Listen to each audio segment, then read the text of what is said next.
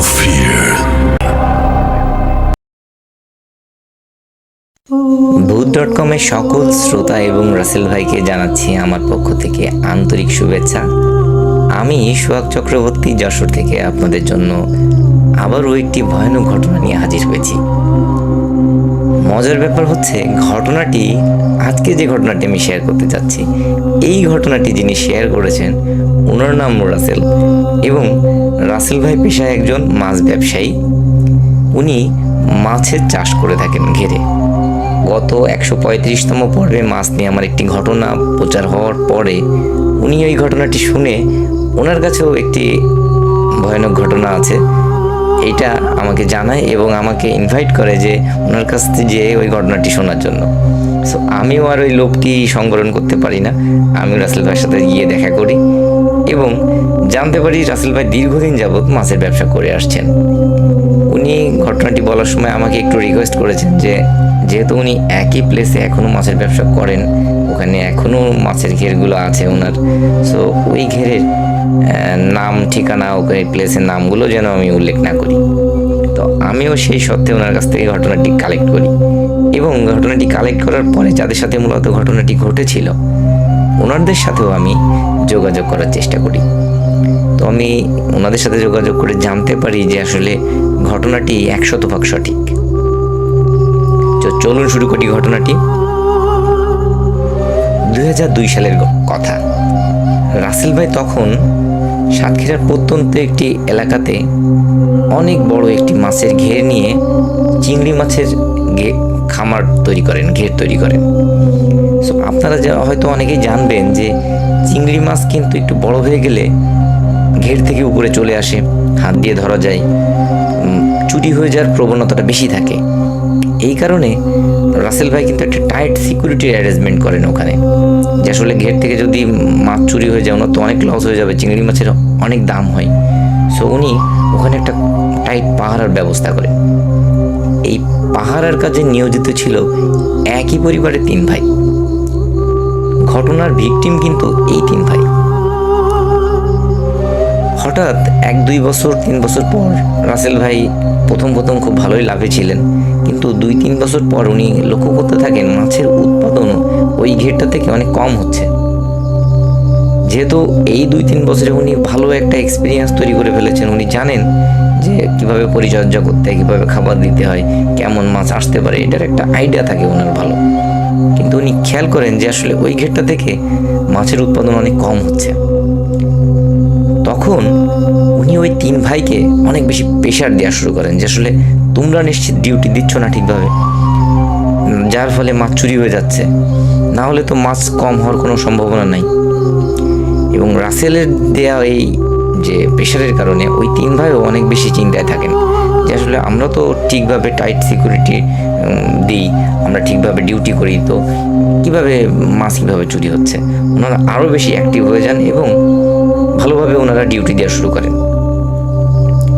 কোনো ভাই পুরা ঘেরের এক সাইড দিয়ে রাউন্ড দিতে থাকে, অন্য ভাই অন্য সাইড দিয়ে রাউন্ড দেয়। একজন ওনাদের বসার জন্য একটা টং ঘরের মতো বানানো ছিল, সেখানে বসে লাইট মেরে চেক করতে থাকেন। এইভাবে ওনারা খুব ভালো একটা সিকিউরিটি দিতে থাকেন। হঠাৎ একদিন বড় ভাই খেয়াল করেন যে ভোরবেলার দিকে একটা বিশেষ জায়গায়, একটা ঘেরের একটা কোণে অনেক পানি ঘোলা হয়ে আছে। যেহেতু ওনারা মেলা দিন ধরে ঘেরে ডিউটি দিচ্ছেন, ওনারা জানেন যে যদি পানিতে কেউ নামে বা জাল ফেলা হয় তখনই কিন্তু পানি ঘোলা হয়ে যায়। ওনারা যেহেতু রাত্রে নামেন না, কেউই কাউকেই নামতে দেন না, সেহেতু পানি ঘোলা হয়ে যাওয়ার সম্ভাবনা থাকে না। ওই বড় ভাই কিন্তু তখন বুঝতে পারেন যে নিশ্চিত কেউ না কেউ পানিতে নামছে এবং এই মাছ চুরি করছে। এই ঘটনাটি 3 ভাই খুব ভালোভাবে আলোচনা করে এবং বলে যে ওনারা দেখবেন যে কে নামছে। ওনারা একটু আরও সতর্কতার সাথে পাহারা দিতে শুরু করেন। 2 দিন 3 দিন যায়। হঠাৎ একদিন ওনারা খেয়াল করেন, মানে ওনাদের যে ছোট ভাই উনি রাউন্ড দিয়ে আসার সময় খেয়াল করেন যে পানিতে বেশ পাড় থেকে কিছুটা দূরে কোনো একটা ব্যক্তি মনে হচ্ছে হাত দিয়ে কোনো কিছু ধরার চেষ্টা করছে। এই দৃশ্য দেখে উনি টর্চ লাইটটা অফ করে চুপি চুপি পানিতে নেমে যান এবং আস্তে আস্তে ওই ব্যক্তির কাছাকাছি যেয়ে জাপটে ধরেন ওনাকে এবং সজোরে ওনাকে কিল ঘুষি মারতে থাকেন এবং চিৎকার করতে থাকেন।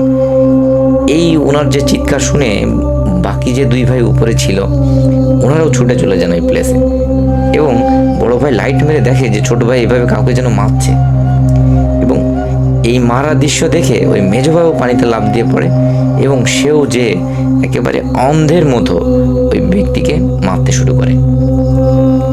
বড় ভাই কিন্তু উপর থেকে বলছিল যে তোরা ওই ব্যক্তিকে মারিস না, ওই ব্যক্তিকে ধরে তুলে নিয়ে আয়, ওকে ভালো করে বেঁধে রাখ, যাতে মালিকের সামনে আমরা ওকে দেখাতে পারি যে এই আসলে মূল চোর, এই মাছ চুরি করে নিয়ে যাচ্ছে, আমরা এই চোরকে ধরতে সক্ষম হয়েছি। কিন্তু দুই ভাই অন্ধের মতো ওনাকে মারছিল। মারতে মারতে মেজো ভাই একটু কষ্ট হয়ে যায়, সে পাড়ে চলে আসে, এবং যেই মেজো ভাই পাড়ে চলে আসে ওনারা লক্ষ্য করেন যে পানিতে যদি কোনো কিছুকে বেঁধে হঠাৎ টান দিয়ে পানির নিচে নিয়ে চলে যাওয়া যায়, যে কোনো কিছুকে যেভাবে খুব ফোর্সে পানির ভিতরে চলে যাবে, ওইভাবে ওই ছোট ভাইকে ওই ব্যক্তি টান দিয়ে পানির নিচে নিয়ে চলে যায়। এখানে বলে রাখা ভালো রাসেল ভাই, ওই ঘেরের গভীরতা কিন্তু অনেক বেশি না। যদি ওই ছোট ভাই সোজা হয়ে দাঁড়িয়েও থাকে তাও কিন্তু ওনার বুক পর্যন্ত সর্বোচ্চ পানি হতে পারে, সেহেতু কোনোভাবেই ওনার কিন্তু ওখানে ডুবে যাওয়ার সম্ভাবনা নাই বলতে গেলে চলে। এবং ওই ছোট ভাই ডুবে যাওয়ার পরে ওনারাও খেয়াল করেন যে পানির নিচ থেকে, আপনারা হয়তো দেখে থাকবেন যে গ্যাস যদি পানির নিচ থেকে উঠতে থাকে যেভাবে বুদবুদ হতে থাকে, একটা বড় এরিয়া নিয়ে ওই রকম বুদবুদ উঠতে থাকে। এই দৃশ্য দেখে বড় ভাই এবং ছোট ভাই দুইজন, মানে মেজো ভাই দুইজনই লাফ দিয়ে পড়েন ওখানে, যে ওনারা ওই ছোট ভাইকে খুঁজতে থাকেন। কিন্তু আশ্চর্যজনক ব্যাপার, ওনারা কোনোভাবেই ছোট ভাইকে ওখানে খুঁজে পান না। এরপরে ওনার পানি থেকে উঠে এসে পুরো ঘেরের এরিয়াটি লাইট নিয়ে ছোট ভাইকে খুঁজতে থাকেন, এবং চিৎকার দিলে আশপাশের যে ঘেরের লোকজন যারা ডিউটিতে থাকেন ওনারাও এসে ওনাদের সাথে খুঁজতে থাকেন। কিন্তু আশ্চর্যজনকভাবে সেই ভোরবেলার আগ পর্যন্ত ওনারা ওই ছোট ভাইকে পান না খুঁজে। এক পর্যায়ে ভোরের যখন আলো ফুটবে ওই সময় ওনারা খেয়াল করেন ঠিক সেম ওই প্লেসে, ওই একই জায়গায় পানির নিচ থেকে আবারও ওই রকম বুদবুদ উঠতে শুরু করেছে, এবং কেউ যেন ওনার ছোট ভাইকে একদম একটা ধাক্কা দিয়ে পানির উপরে ভাসিয়ে দিয়েছে। ওনারা লাফ দিয়ে পড়ে পানি থেকে ছোট ভাইকে উপরে তোলেন, এবং ততক্ষণে ওনারা দেখেন যে আসলে অনেক দেরি হয়ে গেছে, ভাই আর বেঁচে নেই। ওনারা হতভম্ব হয়ে যান যে আসলে কি হলো, এটা তো কোনোভাবে হওয়ার কথা না। এরপরে ওনার মা বাবা ওখানে চলে এসে কান্নাকাটি করতে থাকেন। সবাই খুবই অবাক হয়ে যায় যে কি হয়েছে ব্যাপারটি। কি আর করা, ছোট ভাইকে দাফন কাফন করানো হয় ভালোভাবে। এরপর থেকে ওনাদের সাথে বেশ কিছুদিন আর কোনো ঘটনা ঘটে না। ওনার যে মেজো ভাই এরপরে একদিন উনি বাজার করে বাড়ি ফিরছিলেন 7:30 8টার সময়, সন্ধ্যা মানে রাত 7:30 8টা। সো ওনাদের বাড়ি আসতে কিছুটা আগে একটা বড় নারকেল গাছ এবং তারপরে একটি বড় গাব গাছ আছে। গাবের ফল আমরা জানি যে গাব যখন পেকে যায়, লাল লাল হয়ে যায়, তখন যদি কারোর গায়ে বা কোনো কিছুতে ছুঁড়ে মারা হয় তখন সেটা ফেটে যাবে, নরম টাইপের হয়ে যায়। তো ওই মেজো ভাই যখন বাজার করে নিয়ে ওই গাছের নিচ দিয়ে আসছিল তখন উনি খেয়াল করেন যে ওনার সামনে, ওনার পিছে, এমনকি এক পর্যায়ে ওনার মাথায় গায়ে কেউ যেন গাব ছুঁড়ে মারছে। এই দৃশ্য দেখে উনি কিন্তু ব্যাপক আকারে রেগে যান যে আসলে কোনো শয়তান লোকজন এরকম কার্যক্রম করছে। উনি মারাত্মক ক্ষেপে যান। ওনার কাছে বড় একটি 5 ব্যাটারির লাইট থাকে। ওই লাইটটি উনি গাব গাছে মেরে ভালো করে চেক করেন যে আসলে এই কাজটি কে করছে। ওনার যেহেতু মাথাটাতে ব্যথা লেগেছে, উনি অনেক বেশি রেগে গেছে। আশ্চর্যজনক ব্যাপার, উনি যখন গাছে লাইট মেরে দেখে ওখানে কেউই নাই, কিন্তু তখনও কিন্তু অদৃশ্য থেকে মনে হচ্ছে কেউ গাব ওনার দিকে ছুঁড়ে মারছে। এই দৃশ্য দেখে উনি মারাত্মক আকারে ভয় পান এবং এক ছুটে উনি বাড়িতে চলে আসেন।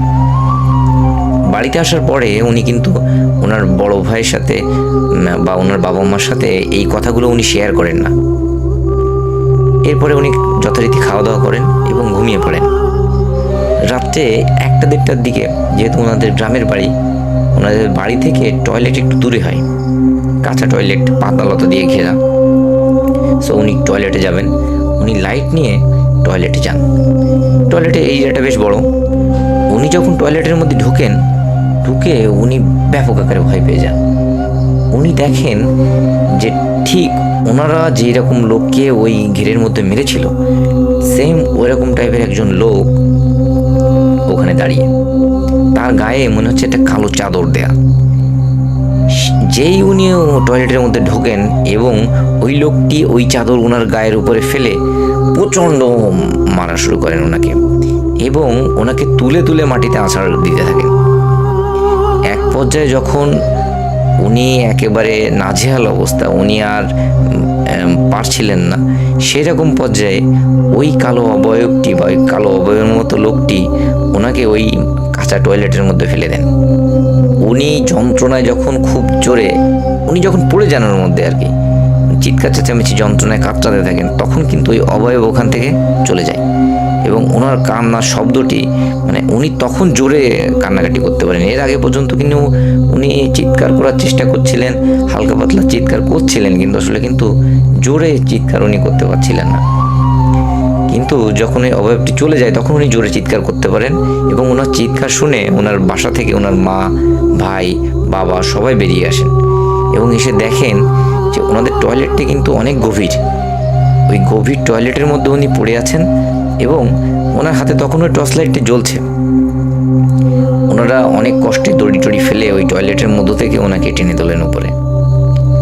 ওনার অবস্থা এতটাই খারাপ ছিল, উনি কথা বলার মতো কোনো পরিস্থিতিতে ছিলেন না। ওনাকে ভালো করে ওয়াশ করে ওনাকে ওনার বাবা কিছু পানি পড়া দেন, সেইগুলো খেয়ে উনি ঘরে নিয়ে যেয়ে ওনাকে শুইয়ে দেওয়া হয়। এরপরে যখন সকাল হওয়ার পরে ওনার সাথে আরও কিছু আজব ঘটনা ঘটতে থাকে। উনি পাগলের মতো প্রলাপ বকতে থাকেন, মাঝে মাঝে আবার ঠিক হয়ে যান। আবার যখন ঠিক হয়ে যান তখন উনি রক্তের মতো বমি করতে শুরু করেন। খুবই একটা ক্রিটিক্যাল সিচুয়েশন ওনার। এরপরে ডাক্তার ডেকে নিয়ে আসা হয় এবং ওনার ট্রিটমেন্ট করানো হয়। বাড়ির সবাই কিন্তু ধারণা করেছিলেন, যেহেতু ওনাদের একটা কাঁচা টয়লেট, ওই কাঁচা টয়লেটের মধ্যে উনি টয়লেট করতে যেই পড়ে গেছেন, এটা সবার ধারণা ছিল। কিন্তু উনি হঠাৎ এক সময় যখন ঠিক হয়ে যান তখন উনি পুরো ঘটনাটি বলেন।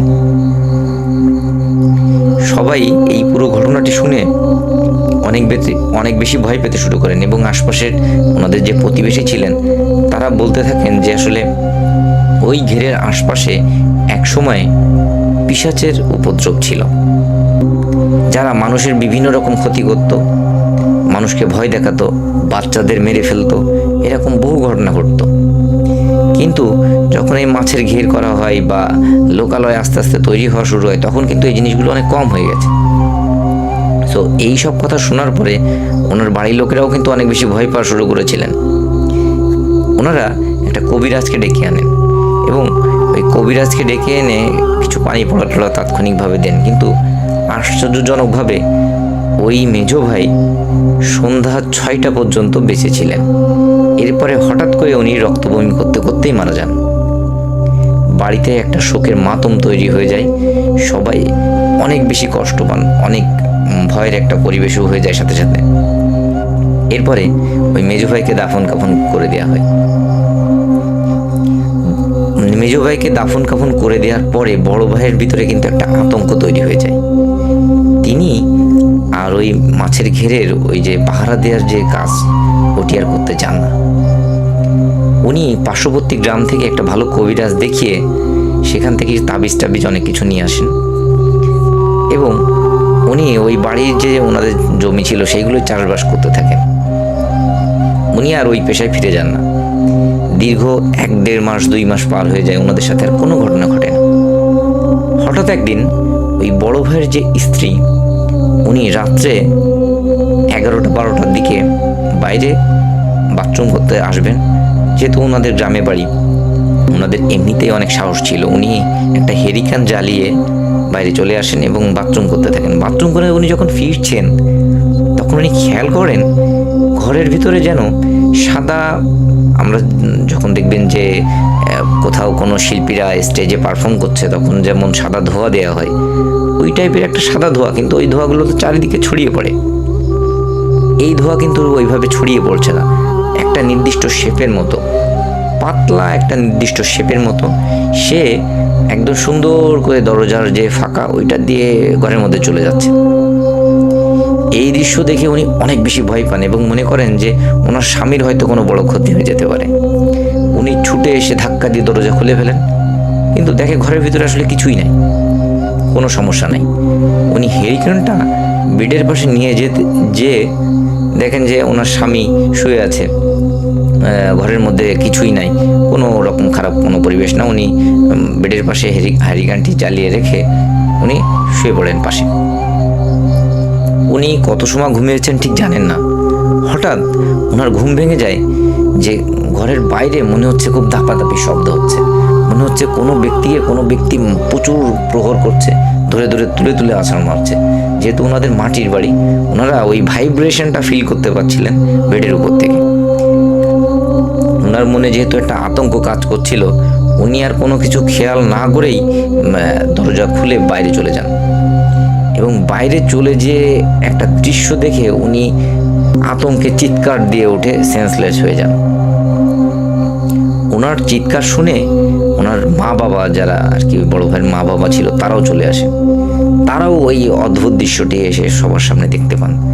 ওনারা দেখেন যে কালো একটি অবয়ব, যার কোনো হাত নাই, পা নাই, চোখ নাই, মুখ নাই, কিচ্ছু নাই, সে ওই বড় ভাইকে তুলছে, আছাড় মারছে এবং হাত ধরে এক মাথা থেকে উঠানের অন্য মাথা টেনে নিয়ে যাচ্ছে, আবার অন্য মাথায় চেলে ফেলে দেওয়ার মতো দিচ্ছে। এই দৃশ্য দেখে ওনারা আরো জোরে চিৎকার করেন এবং ওনাদের চিৎকার শুনে ওনাদের প্রতিবেশীর 2-1 বাড়ি থেকে লোকজন হারিকেন নিয়ে চলে আসে ওদের বাড়িতে। যেই সবাই চলে আসে আলো নিয়ে, তখন ওই অবয়ব আর ওখানে থাকে না, তখন সে চলে যায় ওখান থেকে। এরপরে ওই বড় ভাইকে ওখান থেকে উদ্ধার করা হয়, ওনাকে ঘরে নিয়ে এসে ভালো করে পরিষ্কার পরিচ্ছন্ন করে আবার বেডে শুইয়ে দেওয়া হয়। কিন্তু ওনার মুখ ডান দিকে বাঁকা হয়ে যায় এবং উনি ডান হাতে আর কোনো সেন্স থাকে না, উনি প্যারালাইজডের মতো হয়ে যান ডান হাত। এরপরে ওনারা আবার কবিরাজকে ডেকে নিয়ে আসেন এবং এক ডাক্তারকে নিয়ে আসেন। বড় ভাইয়ের ট্রিটমেন্ট চলে, কবিরাজও ট্রিটমেন্ট করতে থাকেন, কিন্তু ওনার প্রোগ্রেসটা খুব স্লোভাবে হয়। কবিরাজ অনেক কিছু শুনে, সকলের কথাবার্তা শুনে ওনাদের বাড়ি পরপর 3 দিন আসেন এবং ওই কবিরাজ সাথে করে একজন মৌলানাকে নিয়ে আসেন, যিনি 3য় দিন এসে ওনাদের বাড়ির চারিপাশে বোতলের মধ্যে কিছু একটা লিখে ভরে বাড়ির চারিপাশে পুঁতে দিয়ে যান। এরপর থেকে ওনাদের দ্বৈত ট্রিটমেন্টে উনি আস্তে আস্তে সুস্থ হতে থাকেন। কিন্তু সুস্থ হলেও উনি কিন্তু ওই এক পাশে খুঁড়িয়ে হাঁটেন, একটা হাত প্যারালাইজ থাকে এবং মুখ এক সাইডে বাঁকা হয়ে থাকে। উনি যখন একটু সুস্থ হয়ে যান তখন সবাইকে ওই রাতের ঘটনাটি বর্ণনা করেন। উনি বলেন যে উনি হঠাৎ ঘরের মধ্যে ঘুমিয়েছিলেন, কোনো প্রবলেম না, হঠাৎ উনি খেয়াল করেন যে ঘরের তাপমাত্রা অনেক ঠান্ডা হয়ে যাচ্ছে, মনে হচ্ছে একটা শীতল বাতাস এসে ওনার গায়ের উপর দিয়ে চলে যাচ্ছে। এক পর্যায়ে এত বেশি ঠান্ডা লাগতে শুরু করে, উনি কাঁথা খোঁজার জন্য উঠে বসে উনি খেয়াল করেন যে ওনার সামনে বড় একটা শেপের কোনো মানুষের মতো কিছু একটা দাঁড়িয়ে আছে, যেটি সাদা, সেটি কিন্তু কালো না, সাদা। এবং সে এক টান দিয়ে হঠাৎ ওই বড় ভাইকে রুমের বাইরে নিয়ে যায় এবং বাইরে নিয়ে গিয়ে ওনাকে প্রচণ্ড প্রহার করা শুরু করেন, ওনাকে ধরে মাটিতে আছাড় মারেন। উনি যখন আর পেরে উঠছিলেন না, ওনার গায়ে যখন আর বল ছিল না প্রতিহত করেন, তখন উনি শুনতে পান যে তোরা আমার ভাইকে মেরেছিস, আমার ভাইকে আহত করেছিস, তোদের কাউকে আমরা আর বাঁচিয়ে রাখবো না। এইটুকু উনি সর্বোচ্চ শুনতে পান। এরপরে উনি সেন্সলেস হয়ে যান। এই কথা শোনার পরে কবিরাজরা ওনাকে অনেক তাবিজ দেন, ওনাকে অনেক পারনি পড়া দেন, বাড়িগুলো বন্ধ করে দেন এবং ওনার সাথে একটা লাল কাপড়ের মধ্যে কিছু জিনিস লিখে ওনাকে বলেন যে ওনার মাজায় হোক বা গলায় হোক বা যে কোনো জায়গায় এই জিনিসটা লাল কাপড়ে এইভাবে রাখার জন্য। যতদিন উনি এটা ঠিকভাবে রাখতে পারবেন, আশা করা যায় ওনার কোনো সমস্যা হবে না। ওই বড় ভাই রাসেল ভাই এখনো বেঁচে আছে। ওর পর থেকে ছোটোখাটো সমস্যা হলেও বড় তেমন কোনো সমস্যা হয়নি, কিন্তু উনি অতটা সুস্থভাবে আর চলাফেরা করতে পারেন না। উনি উপার্জনক্ষম অবস্থায়ও আর তেমন একটা নাই। উনি যখন ঘটনাটি আমার সাথে শেয়ার করছিলেন, উনি অঝরে কাঁদছিলেন যে উনি ওই ঘেরের ডিউটি দিতে যেয়ে 2 ভাইকে হারিয়েছেন, ওনার জীবনটা এত কঠিন হয়ে গেছে। সো এটি ছিল আমার ঘটনা রাসেল ভাই। যদি ঘটনাটি আপনাদের ভালো লেগে থাকে তাদের উদ্দেশ্যে ঘটনাটি শেয়ার করবেন এবং সবাই ভালো থাকবেন। Voot.com with Russell. Breathe. Hold your fear. আসসালামু আলাইকুম। ভূত.com-এর সকল লিসেনারকে জানাচ্ছি শুভেচ্ছা। আমি আফনান। প্রিয় লিসেনার্স, এই মুহূর্তে যে স্টোরিটি আমি আপনাদেরকে শেয়ার করতে যাচ্ছি, এই স্টোরিটি আমাকে পাঠিয়েছে নড়াইল জেলার লোহাগাড়া উপজেলার লাহুরিয়া ইউনিয়নের আলামিনের স্টোরি আমি ইতোমধ্যে বেশ কয়েকটি আপনাদেরকে শুনিয়েছি এবং আপনারা সবাই এই স্টোরিগুলোর প্রশংসা করেছেন। এবারে যে স্টোরিটি আমাকে আলামিন পাঠিয়েছে, এটি একটি পুকুর কেন্দ্রিক ঘটনা। এই পুকুর কেন্দ্রিক যে ঘটনাটি আপনাদেরকে শোনাবো, আশা করি সবারই ভালো লাগবে। প্রিয় লিসেনার্স, এই পুকুরটিতে যখন ভৌতিক ঘটনা শুরু হয়, সময়টা ছিল 1992 সাল। এই পুকুরের কয়েকটি বিষয়ে ঘটনা শুরুর আগে আপনাদেরকে বলতে চাই। সেটি হচ্ছে, এই পুকুরটি স্থানীয়ভাবে দাসের পুকুর নামে পরিচিত। কারণ হচ্ছে, ওই পুকুরের পার্শ্ববর্তী গ্রামে যে হিন্দু সম্প্রদায় আছে তাদের বংশ দাস। তারা অনেক দিন ধরে ধোপার কাজের সাথে জড়িত আছেন। আর যখন এটি খোঁড়া হয় অনেক দিন আগে, তখন আশেপাশে কোনো পুকুর ছিল না। বেশ কয়েকটি বিষয়কে উদ্দেশ্য করে পুকুরটি খোঁড়া হয়। এটা যে শুধু হিন্দুরা খুঁড়েছে তা না, এখানে মুসলিমরাও এই পুকুর খোঁড়ার সাথে জড়িত ছিল। কারণ হচ্ছে, আশেপাশে পুকুর কম থাকা, গবাদি পশুর গোসল করানোর জন্য এবং নিজেদের গোসল করার জন্য পুকুরের প্রয়োজনীয়তা, ধোপা সম্প্রদায় যারা আছেন তাদের কাপড় ধোয়া, বিভিন্ন কারণে এই পুকুরটির প্রয়োজনীয়তা দেখা দেয়। আরও একটা প্রয়োজনীয়তা ছিল, সেটি হচ্ছে যখন হিন্দু সম্প্রদায়ের লোকদের বিভিন্ন পূজার সময়টা হতো, ওই পূজার যে এই মূর্তিগুলো পূজার শেষে এই পুকুরে ডুবিয়ে ফেলা হতো।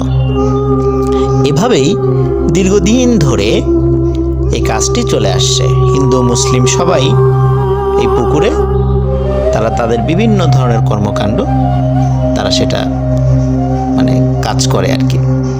পুকুরের ঠিক দক্ষিণ পাশে রয়েছে একটি শ্মশান। এটা অনেক আগে থেকে এই শ্মশানটি ছিল। তো লিসেনার্স, 1992 সাল থেকে যখন ঘটনাটি সূত্রপাত হয়, সূত্রপাতটি ছিল এমন। স্থানীয় একজন ব্যক্তি, উনি শখ করে একটি ঘোড়া কেনেন। ঘোড়া কেনার পর ঘোড়াটিকে গোসল করানোর জন্য উনি দিনের বেলা কোনো একটি সময়, এটা নির্দিষ্ট করে আসলে বলতে পারে নাই আমাকে, যে কোনো একটি সময়ে ওই ঘোড়াটিকে পুকুরে নামিয়ে আনেন। পুকুরে নামিয়ে আনার পর ঘোড়াটিকে যখন তিনি গোসল করাচ্ছিলেন, গোসল কিছুটা করানো হয়েছে, হঠাৎ ঘোড়াটি জোরে চিৎকার করে লাফ দিয়ে ওই পুকুর থেকে বের হয়ে যায় এবং উপরে চলে যায় এবং ছুটতে ছুটতে মালিকের বাড়িতে চলে যায়। মালিক পেছন থেকে ঘোড়ার পিছনে দৌড়াতে থাকে। উনি বুঝতে পারছিলেন না হঠাৎ করে কেন ঘোড়াটি গোসল অর্ধেক করানোর পর লাফ দিয়ে উঠে গেল। উনি বিষয়টি আসলে স্বাভাবিকভাবেই নিয়েছেন। হতে পারে যে ঘোড়াটির ভালো লাগছিল না, এই জন্য উঠে চলে গেছে। এর পরের দিন ঘটে প্রায় একই ধরনের ঘটনা। যেহেতু ওই পুকুরে অনেকেই তাদের গবাদি পশু গোসল করাতেন, স্পেশাল করে গরু।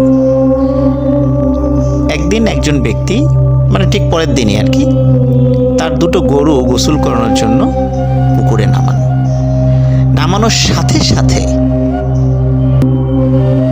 গরু দুটি ভয়ঙ্করভাবে চিৎকার করতে করতে পুকুর থেকে উঠে দৌড় দিয়ে চলে যায়। এমন মনে হচ্ছিল যে পানিতে নামার পর হঠাৎ এমন কোনো গরম, মানে মনে হচ্ছে যে ওদেরকে গরম কোনো তেলের মধ্যে ছেড়ে দেওয়া হয়েছে, এমনভাবে ছটফট করতে করতে উঠে দৌড় দেয়। আসলে এতদিন ধরে পুকুরে গোসল করানো হচ্ছে গরু, ছাগল, বিভিন্ন গবাদি পশু, কখনোই কিন্তু এই ধরনের ঘটনা ঘটেনি। তাহলে হঠাৎ করে কেন এই সমস্যার সৃষ্টি হচ্ছে? এভাবে প্রতিদিনই যেই কোনো গরু ছাগল নামাতো, সাথে সাথে এই ধরনের ঘটনা ঘটতো। গরু ছাগলগুলো এরপর থেকে কোনোভাবেই তাদেরকে দড়ি ধরে টেনে কোনোভাবেই পুকুরে নামানো যেত না। আসলে বোবা প্রাণী, ওরা তো আর বলতে পারে না যে আসলে ওদের সাথে কি হয়েছে, কিন্তু মানুষ সেভাবে বুঝতে পারছিল না যে কেন গরু ছাগলগুলো পুকুরে নামতে চাচ্ছে না, বা নামলেও এই ধরনের অস্বাভাবিক আচরণ কেন করছে। এর মধ্যে ঘটে যায় আরো একটি ঘটনা। গ্রামের হিন্দু পাড়ার, মানে ওই দাস পাড়ার ছোট্ট একটি মেয়ে, 5 থেকে 7 বছর বয়স, নাম হচ্ছে নূপুর। প্রতিদিনের মতো দুপুরবেলা নূপুর তার বন্ধু বান্ধবদের সাথে গোসল করতে আসতো। বাচ্চাদের একটা গ্রুপ ছিল, তারা প্রতিদিন একসাথে গোসল করতে আসতো, বা গোসল করে একসাথে আবার বাড়িতে চলে যেত। এই নূপুর তার বন্ধু বান্ধবদের সাথে গোসল করতে আসে এবং গোসলের পরে সে আর বাড়িতে ফিরে যায় না। এখন বাড়ির লোকজন যখন দুপুর গড়িয়ে বিকাল হয়ে যায়, তখন নূপুরকে খুঁজতে বের হয়। নূপুর যাদের সাথে রেগুলার পুকুরে যায়, তাদের বাড়িতে যায়। তারা সবাই বলে, হ্যাঁ, নূপুর তো আমাদের সাথে গোসল করছিল, কিন্তু সে কি উঠে এসেছে কিনা এটা তো আমরা খেয়াল করি নাই।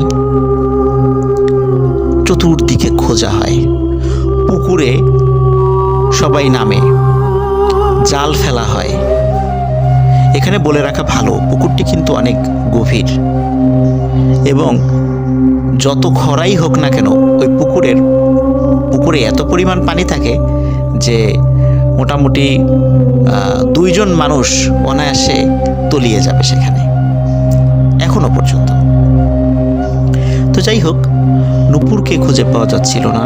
পুকুরে জাল ফেলা হয়, ডুবুরি নামানো হয়, তারপরেও খুঁজে পাওয়া যাচ্ছে না। এভাবে 2 দিন পার হয়ে যায়, নূপুরকে আর খুঁজে পাওয়া যায় না। 2 দিন পর সকালবেলা নূপুরকে পাওয়া যায়। নূপুরকে পাওয়া যায় ঠিক পুকুরের দক্ষিণ পাশে যে শ্মশান ঘাটটি রয়েছে, এই শ্মশানের ঠিক যেই জায়গাটিতে মানুষকে পোড়ানো হতো, ঠিক সেই জায়গার পাশে নূপুরের ডেড বডি পাওয়া যায়। সবাই বলে, পুকুরে যদি মারা গিয়ে থাকে তাহলে তার ডেড বডি তো পুকুরে ভেসে ওঠার কথা, সেটা তো শ্মশানের পাশে পাওয়ার কথা নয়। লাশটা কিভাবে ওইখানে গেল, সবার ছিল সেই প্রশ্ন। সবাই সেই বিষয় নিয়ে বিশ্লেষণ করতে থাকে, কিন্তু এর কোনো ব্যাখ্যা খুঁজে পায় না। এই ঘটনার 5 থেকে 7 দিন পরে আরেকটি ঘটনা ঘটে।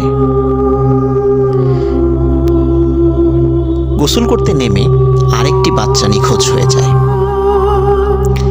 তাকেও কোথাও পাওয়া যাচ্ছিল না। ঠিক 1 দিন পর সেই বাচ্চাটিকে শ্মশানের পাশে পাওয়া যায়। এইভাবে বাচ্চাদেরকে মৃত অবস্থায় যখন পাওয়া যাচ্ছিল, গ্রামের মধ্যে একটা আতঙ্ক সৃষ্টি হয়ে যায় যে এই পুকুরে নামার পরে কেউ না কেউ উঠছে না, আবার পুকুরে লাশও ভেসে উঠছে না, লাশটা পাওয়া যাচ্ছে শ্মশানের কাছে। এটা কেন হচ্ছে? সবার মধ্যে যে যখন এই আতঙ্ক সৃষ্টি হয়ে যায়, তখন গ্রামের অধিকাংশ পরিবারের বাচ্চাদেরকেই এই পুকুরে গোসল করানোর জন্য পাঠানো হতো না। প্রথম যেই 2টি মৃত্যু ঘটে, এই 2টি মৃত্যুর ঘটনা ছিল হিন্দু পরিবারের সাথে। তখনও মুসলিম পরিবারের বা মুসলিম পাড়ার কারো সন্তানের মৃত্যু ঘটেনি, কিন্তু থার্ড নাম্বারে গিয়ে একটা মুসলিম পরিবারের সন্তানের মৃত্যু ঘটে। ঠিক একই রকমভাবে তার লাশও শ্মশানের পাশে পাওয়া যায় ঠিক একদিন পর। আসলে গ্রামের লোকজন খুবই গরিব মানুষ ছিলেন তখন, মানে তারা যেহেতু দিন আনতেন দিন খেতেন, তারা যে মানে এই বিষয় নিয়ে আর তাদের শিক্ষার হারও অনেক কম ছিল। তারা যে এই বিষয়টা আসলে কেন হচ্ছে, কিভাবে হচ্ছে, তারা কোথায় গিয়ে সমাধান পাবেন, এই বিষয়গুলোর তারা সমাধান মানে কোনো সিদ্ধান্তে উপনীত হতে পারছিলেন না। চতুর্থবার ঘটে একটি ভিন্ন ধরনের ঘটনা। ওই গ্রামের মুসলিম পাড়ার একটি বাড়িতে একটি বাচ্চা ছিল, নাম ছিল আব্দুল্লাহ। এই আব্দুল্লাহ সে রাতের বেলা ওয়াশরুমে যাবে। আপনারা তো জানেন যে গ্রামের ওয়াশরুমগুলো বাসার থেকে বাইরে থাকে। তো আব্দুল্লাহ যখন ওয়াশরুমে যাবে তখন রাতের বেলা তার পিতামাতাকে ডাকে। ওনারা দুইজন গভীর ঘুমে ছিলেন। তখন তার বাবা একটা টর্চ লাইট হাতে দিয়ে, আব্দুল্লাহ কিন্তু খুব ছোট ছিল না, তার বয়স 12-13 ছিল, তো হাতে একটা টর্চ লাইট দিয়ে বললো তুমি একাই যাও। আর যেহেতু এটা মাঝে মাঝে সে একাই যেতে পারতো, এই জন্য পিতামাতা আসলে ওইভাবে তার সাথে যাওয়ার প্রয়োজনীয়তা বোধ করেনি। বাইরে হচ্ছিল গুড়ি গুড়ি বৃষ্টি। তো আব্দুল্লাহ টর্চ লাইট নিয়ে সে ওয়াশরুমে যায়, কিন্তু দীর্ঘ সময় ধরেও সে ফিরে আসছে না। তখন তার বাবা, উনি কিন্তু তার মা ঘুমে থাকলেও ওনার মানে আব্দুল্লাহর বাবা একটু সজাগ ছিলেন। উনি চিন্তা করছিলেন যে ছেলেটা আসুক, তারপরে দরজাটা লাগিয়ে তারপর ঘুমিয়ে যাব। যেহেতু বাইরে বৃষ্টি হচ্ছিল এই জন্য উনি আসলে ওইভাবে, ওনার পাশে ছাতাও ছিল একটা, এই জন্য আসলে উনি বাইরে ওই সময় যাওয়ার ইচ্ছা পোষণ করেননি। কিন্তু যখন দীর্ঘ সময় হয়ে যাচ্ছিল, আব্দুল্লাহ যখন ফিরে আসছিল না, তখন উনি চিন্তা করে কি ব্যাপারে, এতক্ষণ তো থাকার কথা নয়। উনি তখন হাতের হারিকেনটা নিয়ে বের হন, যেহেতু টর্চ লাইটটা আব্দুল্লাহ নিয়ে গেছে, হাতের হারিকেনটা নিয়ে বাইরে বের হন। বের হওয়ার পর উনি গিয়ে দেখেন ওয়াশরুমের দরজা খোলা। আব্দুল্লাহ কোথায়? আব্দুল্লাহ তো ঘরে ঢোকেনি। এত রাত্রে তো আসলে আব্দুল্লাহর কোথাও যাওয়ার কথাও নয়।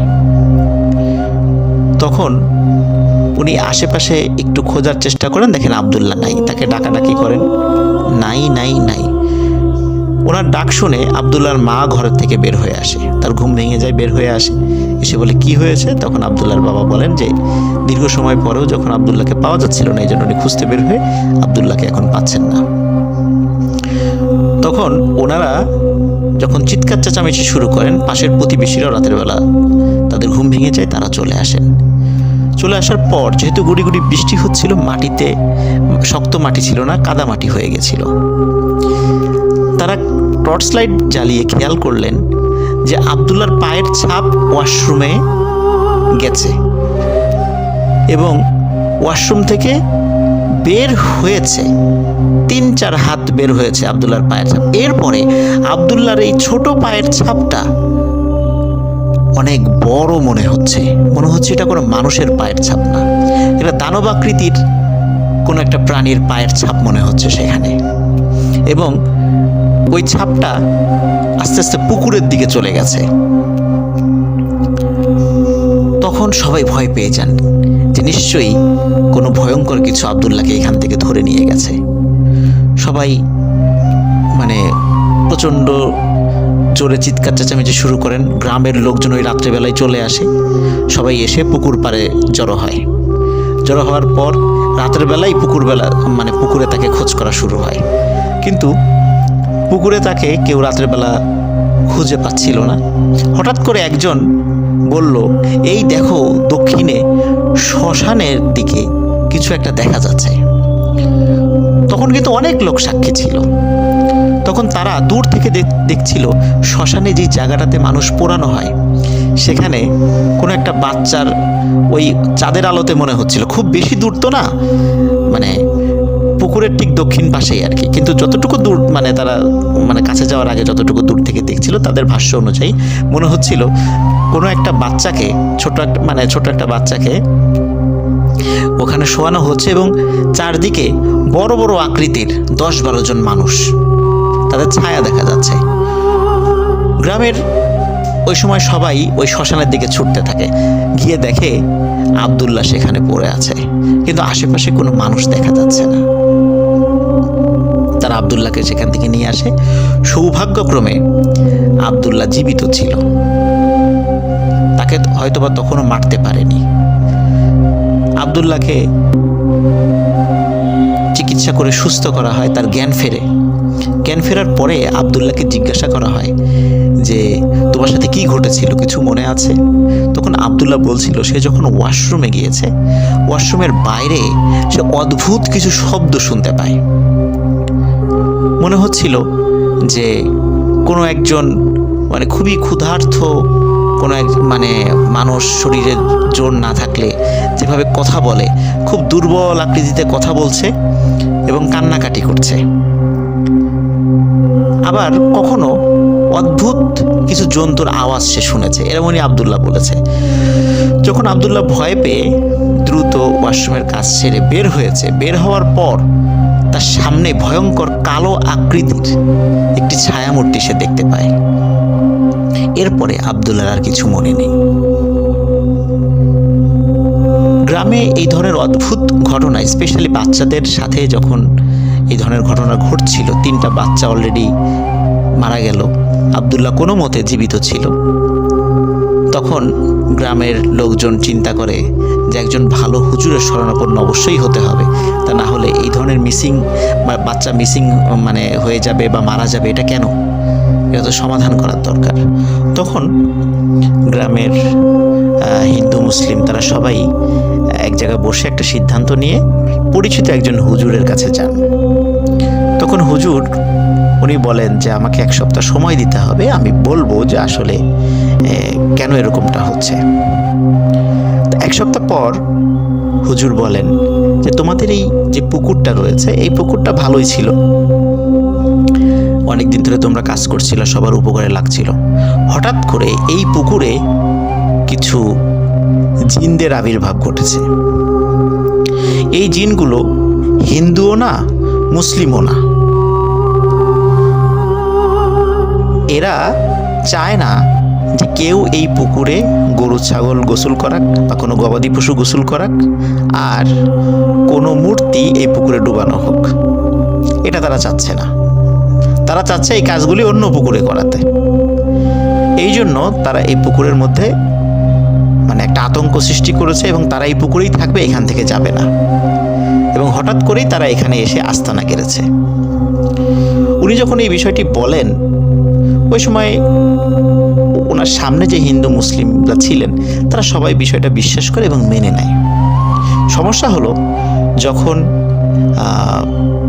তারা যে যার বাড়িতে ফিরে যান এবং এই বিষয়টা জানান, তো হিন্দু পাড়া থেকে তারা এই বিষয়টাতে আপত্তি তোলেন।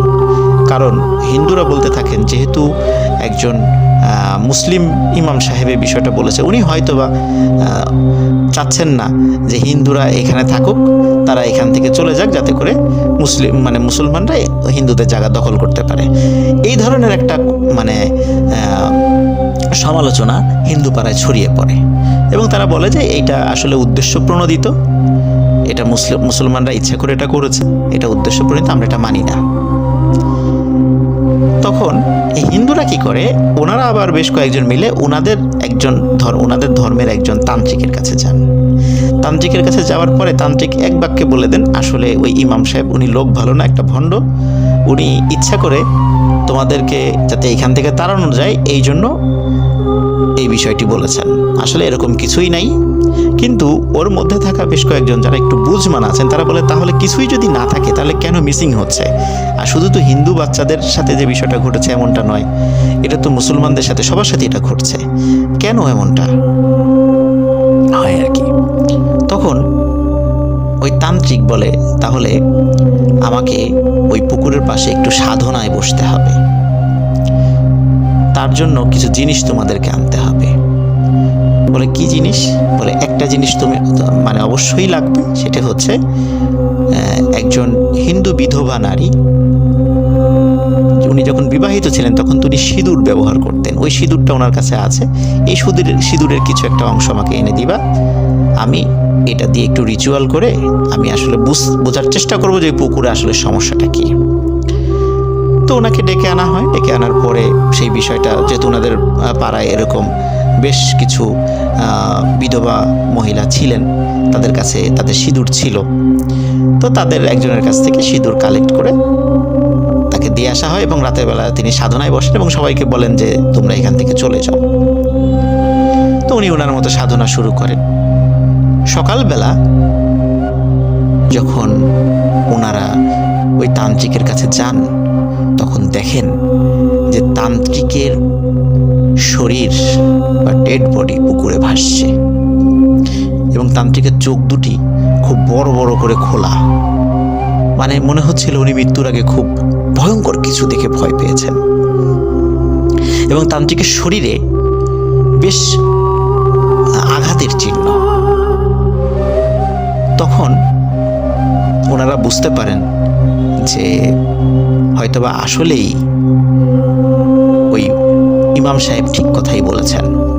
তখন আবার হিন্দু মুসলিমরা একত্র হয়ে মিটিং করে তারা আবার সেই ইমাম সাহেবের কাছে যান এবং বলেন যে আসলে আমাদের ভুল হয়ে গেছে, আমাদের আপনার কথায় সন্দেহ করা উচিত হয়নি, তো আমরা ভুল বুঝতে পেরেছি যে আসলেই এখানে কোনো অসৎ উদ্দেশ্যে আপনি কথাটি বলেননি, এখানে আসলেই কোনো সমস্যা আছে, গুরুতর সমস্যা, এবং আপনি বলেন আমরা কিভাবে এই সমস্যার সমাধান করতে পারি। তখন ইমাম সাহেব বলেন যে আমি আগেও যেটা বলেছি এটাই সমাধান, এরপর বাইরে আর কোনো সমাধান ওই জিনেরা মেনে নেবে না, কারণ তারা হিন্দুও না মুসলিমও না। মুসলিমদের মানে বিভিন্ন যেই বিষয়গুলো এগুলোও তারা আসলে ওইভাবে পছন্দ করে না, হিন্দুদেরটাও পছন্দ করে না, যার কারণে তারা যেই বিষয়গুলো বলেছে এই জিনিসগুলো তোমাদেরকে অবশ্যই মানতে হবে। তখন তারা সবাই মেনে নেয়। মেনে নেওয়ার পর তারা বলে যে ঠিক আছে, এখন থেকে আমরা কেউ গরু ছাগল এখানে গোসল করাবো না, এরপরে কোনো মূর্তি এখানে ডোবানো হবে না, প্রয়োজনে আর একটা পুকুর কাটা হবে, সেখানে আমরা এই কাজগুলো করব, কিন্তু এইটা এরকমই থাকবে। তখন হিন্দু মুসলিম সকলে মিলেই কিন্তু আর একটা পুকুর খনন করে এবং তারা সেখানে তাদের সেই প্রয়োজনীয় জিনিসগুলো আবার করতে থাকে এবং বলে যে এই পুকুরে সবাই সব কিছু করতে পারবে, গোসল করতে পারবে, মানুষরা গোসল করতে পারবে, কাপড় চোপড় ধুতে পারবে, কিন্তু স্পেসিফিকভাবে গরু ছাগল গোসল করানো যাবে না এবং কোনো মূর্তি ডোবানো যাবে না। এই শর্ত মেনে নিয়েই নতুন পুকুর খোঁড়া হয় এবং এরপর থেকে ওই পুকুরে আজ পর্যন্ত কোনো ঘটনা ঘটেনি। এবং অদ্ভুত ব্যাপার হলো 92 সালের আগে ওই পুকুরের পানি বিভিন্ন সময় শুকিয়ে যেত, কিন্তু 92 সালের পর থেকে নিয়ে আজ পর্যন্ত ওই পুকুরের পানি অনেক খরা হলেও ওই পুকুরের পানি কখনো শুকায় না। স্থানীয়ভাবে সেটাকে দাসের পুকুর বলা হয়। এটি লাহুরিয়া ইউনিয়নের লাহুরিয়া গ্রামেই অবস্থিত। যারা ওই গ্রামের যদি কোনো লিসেনার আমার এই গল্প শুনে থাকেন তারা অবশ্যই বুঝতে পারবেন এই ঘটনার সত্যতা সম্পর্কে। সবাই ভালো থাকবেন, সুস্থ থাকবেন। প্রিয় লিসেনার্স, আমরা মানুষের কাছ থেকে সেই ভয়ের ঘটনাগুলি উঠিয়ে আনার চেষ্টা করি যেটা সত্যিকার অর্থেই আমাদের নারীর সাথে সম্পর্ক রয়েছে। তার মানে হচ্ছে যে ঘটনাগুলি আমাদের বাংলাদেশের মাটিতে সাধারণত বেশি ঘটে থাকে, মানুষের খুব আমাদের কাছের মানুষদের যে ভয়গুলো, সেই ভয়গুলো আমরা তুলে ধরার চেষ্টা করছি। রাসেল ভাই কিন্তু এই কথাটি বলেছেন আপনাদেরকে যে সত্যি সত্যি আমরা কোনো গল্প বা পৌরাণিক কাহিনী বা মুভি উপন্যাস থেকে কোনো গল্প কালেক্ট করি না, আমরা মানুষের বাস্তব অভিজ্ঞতার নিরিখে যে ভয়গুলো, সেই ভয়গুলি আপনাদের কাছ থেকে আপনাদের সামনে তুলে ধরার চেষ্টা করছি। হতে পারে কোনো গল্প ছোট, হতে পারে সেটা কমন, মানে এটা হয়ে যেতে পারে যে এই টাইপের গল্প আপনারা আগেও শুনেছেন, কিন্তু বাস্তব ঘটনাগুলো অনেক ক্ষেত্রেই একটার সাথে আর একটা কিছু অংশ মিলে যায়। প্রিয় লিসেনার্স, ভালো থাকবেন, সুস্থ থাকবেন। আসসালামু আলাইকুম।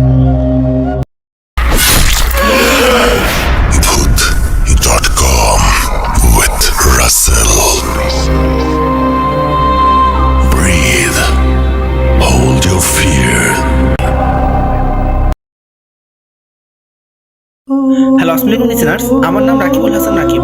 আমি ভূত.com এর একজন মডারেটর। আমি আপনাদের সাথে আজকে যে গল্পটি শেয়ার করব এটি বদরগঞ্জ থানার শ্যামপুর গ্রামের একটি ঘটনা।